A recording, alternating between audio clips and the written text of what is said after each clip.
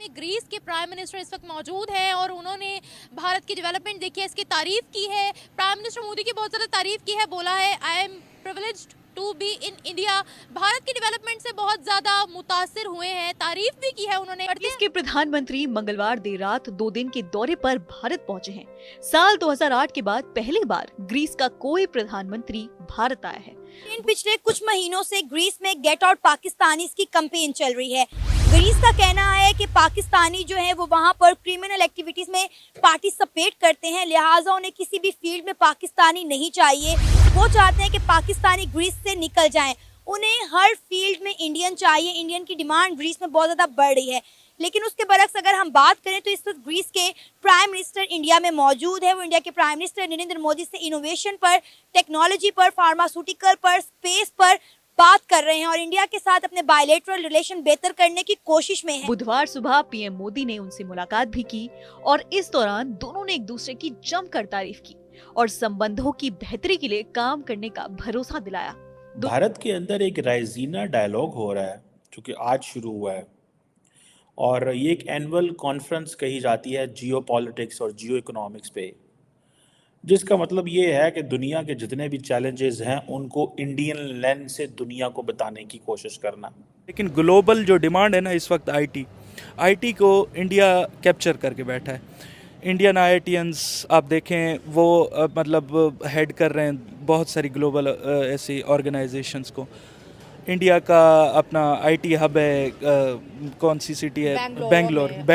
Bangalore IT hub है दुनिया का। तो वो ग्लोबली जो करंट डिमांड्स हैं या जो ऐसी चीज़ें जो आपको ज़्यादा इकोनॉमी जनरेट करके दे सकती हैं उनके पे भी फोकस करता है और इंडिया की ग्लोबली सॉफ्ट इमेज है। आपको पता है कि ग्रीस में तकरीबन 7 महीनों से ज़्यादा लंबे अरसे से गेट आउट पाकिस्तानीज की कैंपेन चल रही है।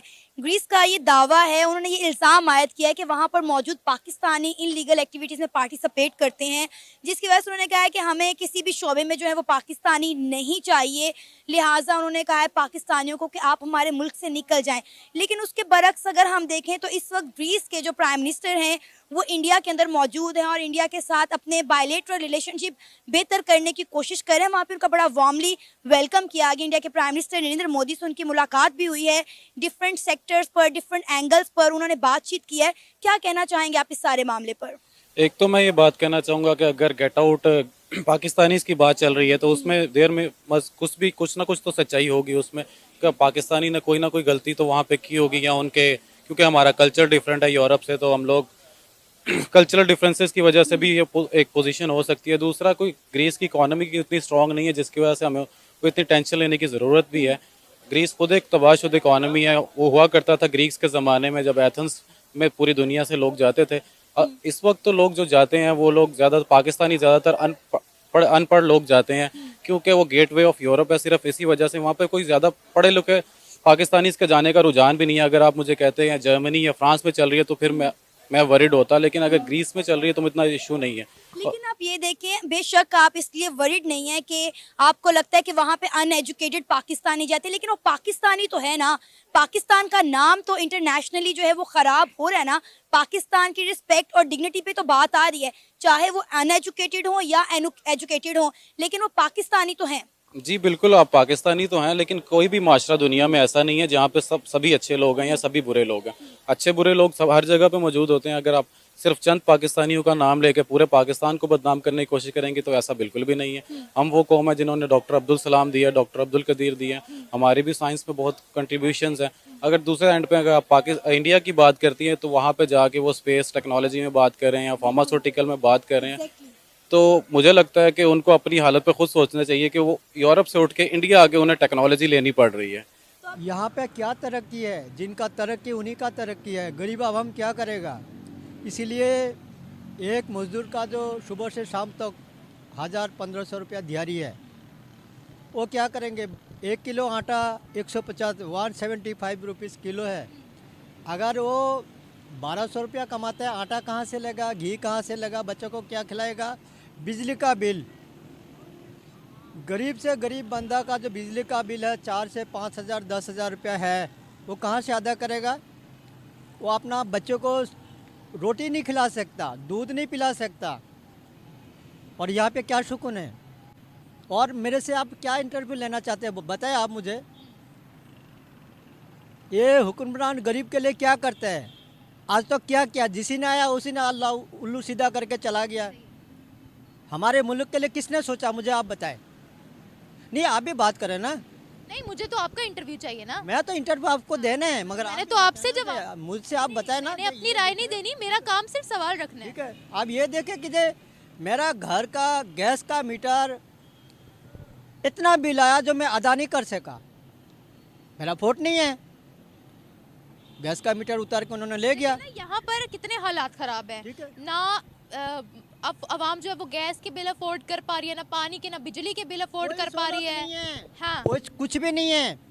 इलेक्शन तक कर गया उन्होंने, आवाम के पैसों से उन्होंने इलेक्शन किया है। बिजली का बिल इतने भेज दिया, गैस का बिल इतने भर दिया। भरो, नहीं तो मीटर काट के लेके जाएंगे। उन्हीं पैसों में से इन्होंने इलेक्शन किया ना। ठीक है। इलेक्शन का मतलब इलेक्शन है, साथ साथ रिजल्ट चाहिए। आज ये इलेक्शन हो गया, जीत गया, कितने दिनों के बाद आज रिजल्ट मिला, तो फिर अच्छा, मुझे आप ये बताएं, जो आप बातें कर रहे हैं, जो आप तरक्की के बारे में बता रहे हैं कि पाकिस्तान में ये सब हो रहा है, क्या पड़ोसी मुल्क में भी यही हो रहा है? भारत में कोई तरक्की नहीं है। पाकिस्तान में हमारा कोई तरक्की नहीं है। जिसके पास पैसे है, गरीब का खून चूस के उसके और अमीर बने जा रहे हैं। जिनके पास 10 मकान है, 10 मकानों का किराया कितने आएगा? वो गरीब को कहेंगे भाई ये इस मकान में तुम बैठ जाओ, किराया ना दो, देगा वो?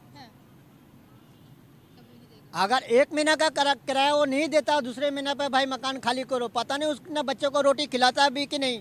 देखिए, हाँ, ये बहुत बुरे हालात है पाकिस्तान के। मैं समझ, इंडिया क्या सोच रहा है और दुनिया को इंडिया में लेके आना और कहना, जैसे म्यूनिक सिक्योरिटी कॉन्फ्रेंस है, जैसे आपने डेवोस सुना होगा, इसी तरह रशिया भी एक कराता है। ये एक ट्रेंड है जो है वो इमर्ज हो गया है। पाकिस्तान में भी एक मार्गला डायलॉग होता है जिसमें दुनिया के 2-4 मुल्कों से लोग आ जाते हैं, क्योंकि पाकिस्तान ज़्यादा या चाइना से आते हैं या रशिया से आते हैं, कोई अमेरिका से एक आधा आ जाता है, लेकिन वो एक और स्टाइल का वो जो होता है। लेकिन आपने एक चीज़ नोट की है कि दुनिया के जितने मेजर डायलॉग्स हैं वहाँ पे पाकिस्तान एब्सेंट है। डेवोस में पुराना पाकिस्तान को बुलाया जाता है, पाकिस्तान वहाँ पे जाता है, लेकिन what can we contribute and how important it is. Normally मेरी नज़र में पाकिस्तान के मीडिया के लोग, हुकूमत के लोग तो अब फॉरेन ट्रिप्स ढूंढ रहे होते हैं कि कब फॉरेन ट्रिप मिले स्टेट स्पॉन्सर्ड, कब फॉरेन ट्रिप मिले बैरून मुल्क और भाग के हम वहाँ पे जाएं और फिर 8-8 10-10 दिन वहाँ पे गुजारें और अपनी इंगेजमेंट्स करें और छुट्टियाँ भी मनाएं और सरकारी खर्चे पे घूम फिर के भी आएँ। रेजीना डायलॉग जो है, ये जो डायलॉग है, जैसे मैंने बताया, एक एनुअल कॉन्फ्रेंस है जियो पॉलिटिक्स एंड जियो इकोनॉमिक्स पे।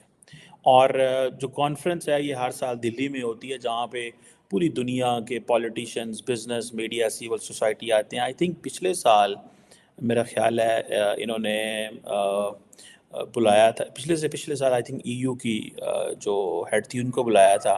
अब होता क्या है कि ये जो डायलॉग है बेसिकली, ये जो इसकी जो स्ट्रक्चर है, इसमें डिफरेंट स्टेक होल्डर्स आते हैं, डिफरेंट सेक्टर्स पर डिस्कशन होती है, हेड्स ऑफ स्टेट होते हैं, मुख्तलिफ मुल्कों के कैबिनेट मिनिस्टर्स होते हैं, और ये थॉट लीडर्स पूरी दुनिया से इकट्ठे करते हैं, मीडिया, एकेडेमिया से, और वहाँ पे बैठ के ये गपशप मारते हैं कि भाई क्या हो रहा है, दुनिया किस तरफ जा रही है।